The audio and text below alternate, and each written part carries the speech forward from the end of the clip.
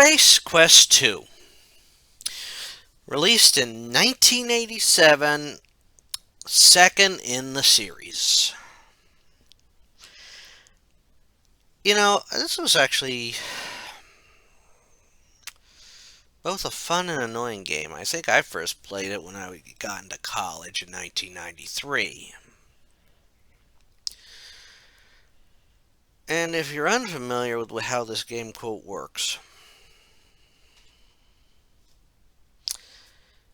well, it was actually the first game to introduce a recurring antagonist, I think, in any of the Sierra games, which is Sludge Valhul.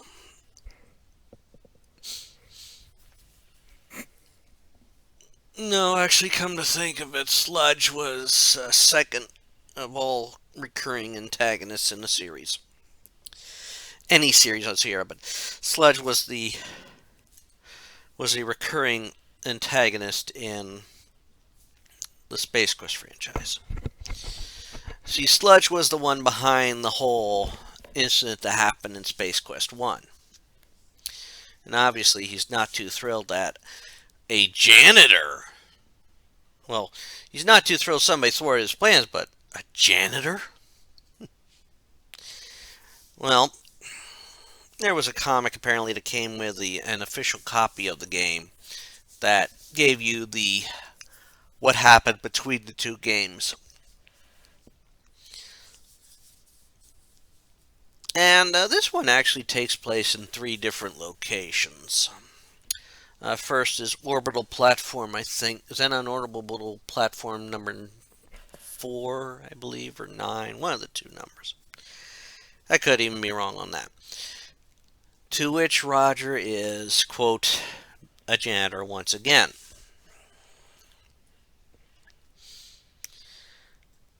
And, of course, Roger does his job relatively well. But he gets called in because of an apparent, quote, accident on a shuttlecraft that had just arrived. Unbeknownst to everyone, this is Sludge Valhul's shuttle. Now, I gotta admit, the first part of this game did something neat, especially with the graphics engine they had. And it's a shame they couldn't incorporate it more. You see, Roger has to get into the airlock, which is on the ceiling. So basically, you actually get to walk on the various walls, which is kind of neat how they did that. Of course, once Roger gets the assignment, and goes to clean the shuttle out, he is, of course, knocked out. And Sludge is going to have Roger working in one of the labor mines while he sends a horde of genetically engineered door-to-door salesmen to invade Xenon. Well, Roger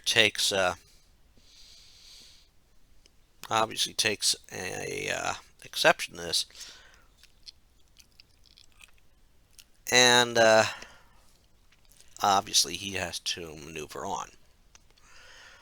The hovercraft taking him to the, quote, labor mines crashes on the planet of Labion. And so Roger must now get away, helping the indigenous life forms when he can, while not becoming food for the indigenous life forms when he can.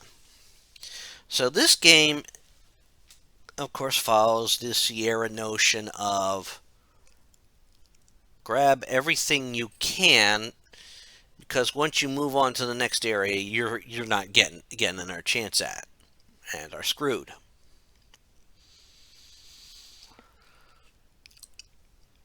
And you get to see clues on how to progress through certain areas. This has more of a mental thinking your way through it. Also, on the planet of Labion, you have one of the most aggravating of the maze-like areas that Sierra put in its games, the root monster. Yeah, in Sierra's early games, they love to put in sections where you literally have to watch your step each and every move.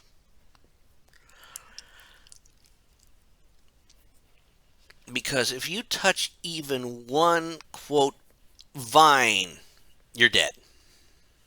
They ensnare you and you become a last meal for the you become a meal for the root monster. The only consolation is you cause it some indigestion, which made it very embarrassing for the other root monsters to be around it.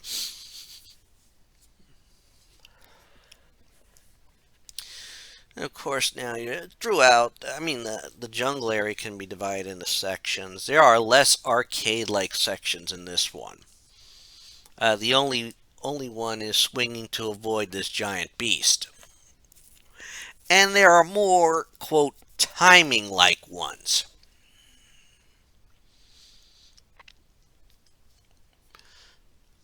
I mean, you get caught by a hunter, and you have to use a sleeping pod at the right time to basically, pardon the yawn there, get away from him.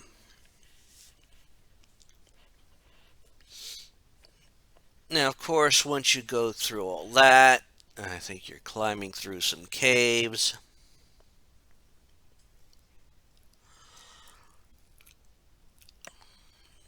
and such. You help the little pink guys earlier on. You get there, they give you help and get you out of the chasm. Then work your way to the quote landing site, on which you then get into a shuttlecraft to escape and warn the others. No, actually, Sludge had a feeling you might do that if you escaped, so he's bringing you back to his base. So now Roger must run around the base, getting what he needs to advance. This is not easy. And this is because there are traps waiting for you in this next area, as well as dangerous creatures. In fact, one time when I did play the game, 8 years ago, I got caught by a parody of the xenomorph. This creature was known to catch its prey and give them some serious kissing. That somehow during that serious kissing, an miniature version of the creature is implanted into you.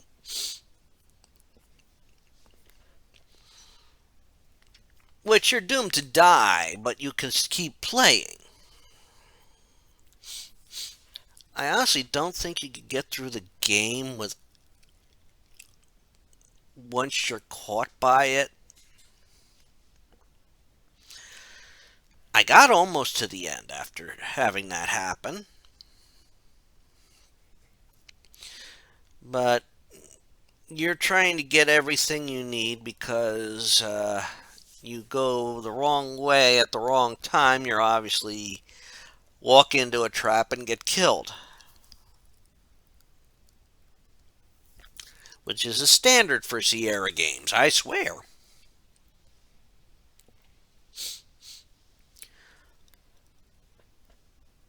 Once you, of course, maneuver your way and get into Sludge's lair, he'll shrink you down.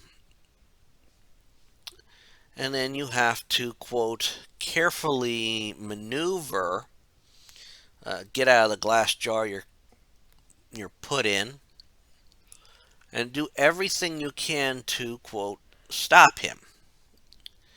Since he's on artificial life support, you got to deactivate it.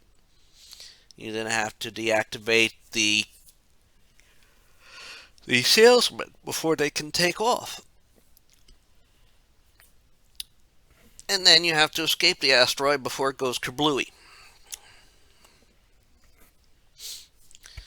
You know, you just got a few minutes to do that in.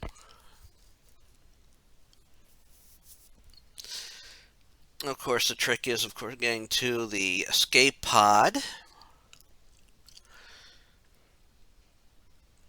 which has limited oxygen, so you basically put yourself into cryosleep.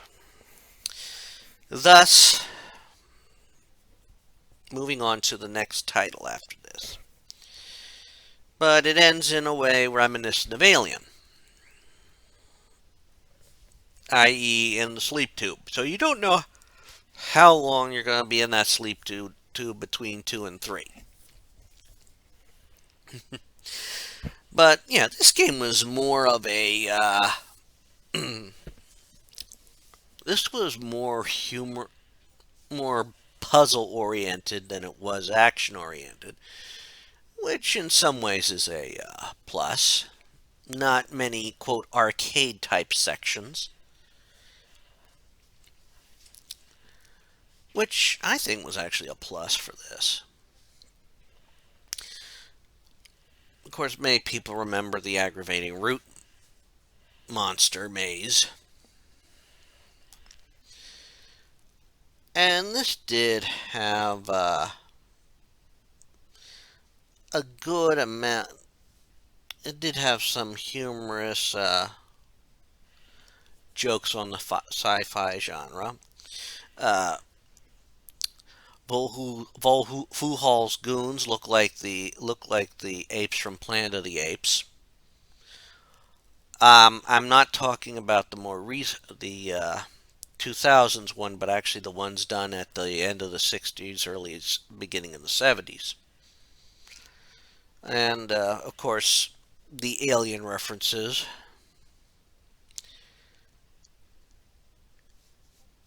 It was a good second game in the franchise, relying more on the make sure you grab everything you need and do everything you can before you leave a section.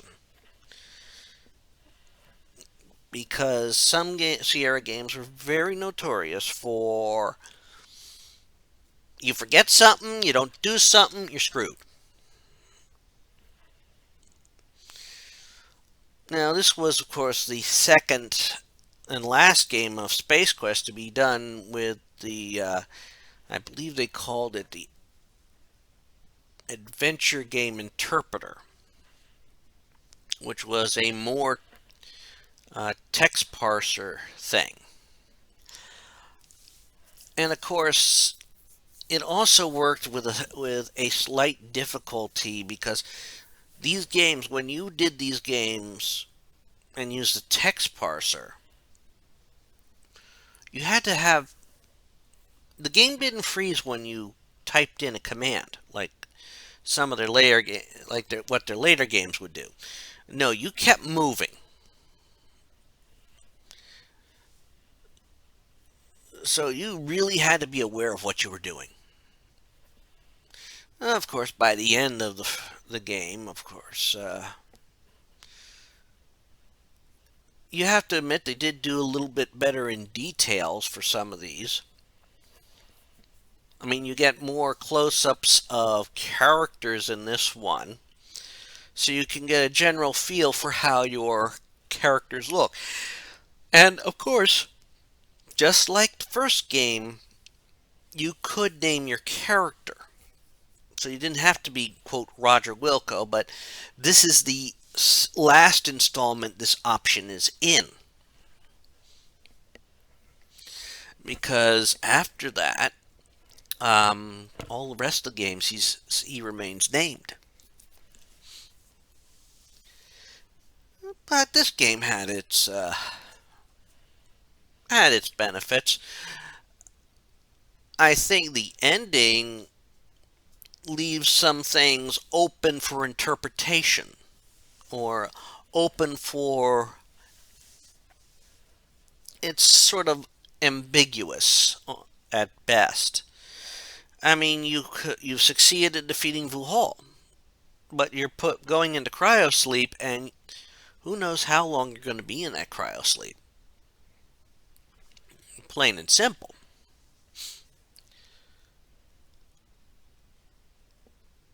But they were probably on the verge of moving on to the next stage of computer games and their graphic interpretation.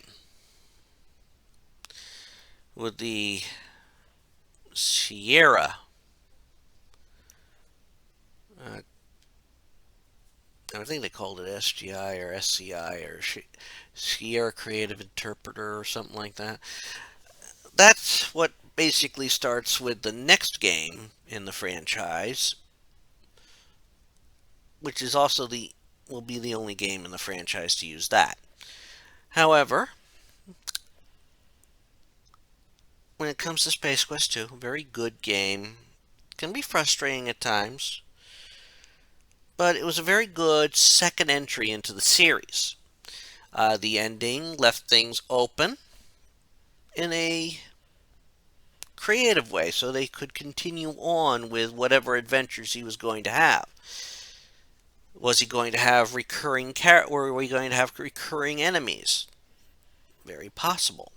Recurring characters? Very possible. But I'll go into that next time.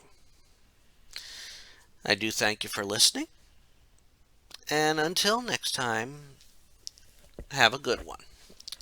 Bye all.